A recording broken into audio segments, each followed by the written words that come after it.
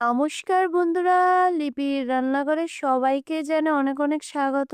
তো কেমন আছো সবাই? আজকে আমি রান্না করতে যাচ্ছি লাউ দিয়ে চিংড়ি মাছ। এটা তো সবাইর কাছে ভালো লাগে, চিংড়ি মাছের সাথে লাউ।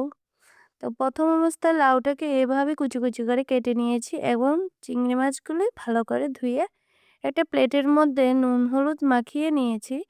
এরপরে কড়ার মধ্যে দিয়ে দিয়েছি তেল সামান্য। তেলটা গরম যখন হয়ে আসবে তখন আমি এর মধ্যে চিংড়ি মাছগুলো ভেজে নেব।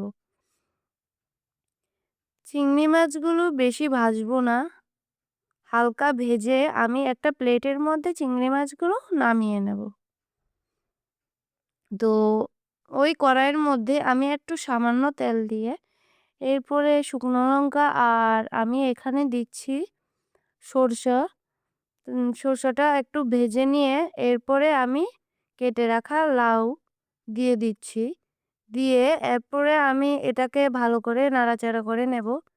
জালটা প্রথম অবস্থায় আমি হাই হিটে রেখেছি। এরপরে মিডিয়াম আঁচে এটাকে আমি রান্না করে নেব। এখন দিয়ে দেব পরিমাণ মতো নুন। নুনটা দিয়ে এরপরে দিয়ে দেব সামান্য একটু হলুদ গুঁড়া। দিয়ে দেব জিরার গুঁড়া আর